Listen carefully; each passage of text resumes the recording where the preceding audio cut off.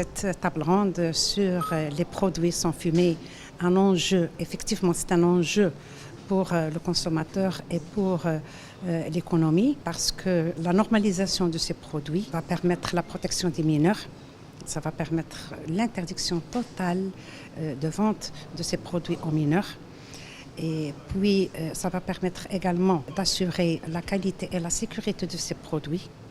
Il faut qu'ils soient bien étiquetés, il faut bien standardiser. Le consommateur doit connaître le contenu et les différents produits.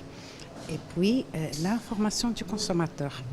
Parce qu'un consommateur bien informé va prendre les décisions pour sauvegarder sa santé.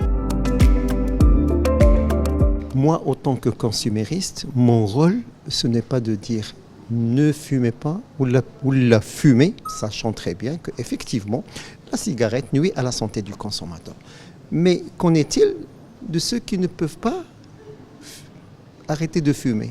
Est-ce qu'on va les abandonner? Ce sont des consommateurs, on doit les défendre.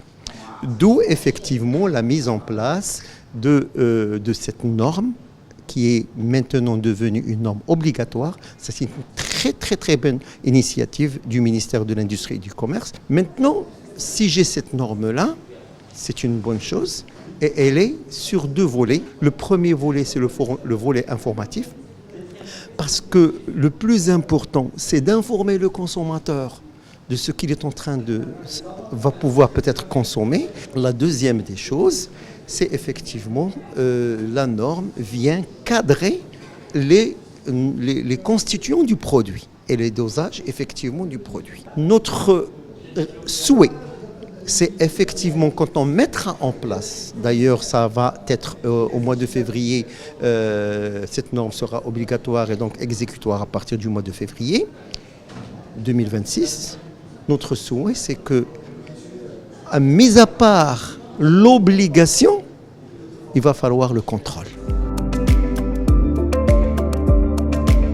Il est indéniable, tout le monde sait qu'aujourd'hui, dans la politique de la lutte contre le tabac, qui est un fléau mondial, qui a un impact sur la santé des citoyens, ça c'est quelque chose qui est connu, acté et indiscutable. Maintenant, le deuxième constat qu'on connaît, surtout nous en tant que médecins dans notre pratique courante, le gros problème qu'on a, c'est cette addiction au tabac et sur les solutions à proposer aux patients en dehors des traitements des maladies secondaires à ce fléau. Et là, on a globalement deux options, soit se contenter, même si c'est nécessaire et indispensable, de faire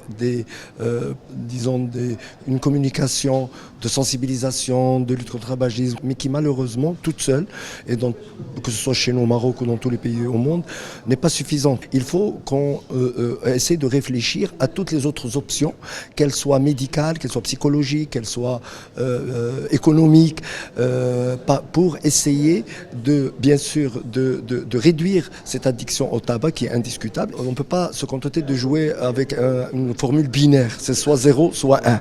Donc aujourd'hui, en s'inspirant de ce qui se fait d'un point de vue international, on a compris que si on n'arrive pas à annuler ou à arrêter cette addiction-là, qu'est-ce qu'on peut faire pour réduire les risques chez un fumeur ou un addict, parce que c'est comme ça qu'il faut l'appeler, par rapport à tout ce que peut soit l'industrie, soit les autres politiques de santé produisent, et il faut qu'on les évalue. Le plus important, c'est d'arriver à défaut d'arrêter cette addiction, eh bien au moins qu'elle soit la moins nocive possible.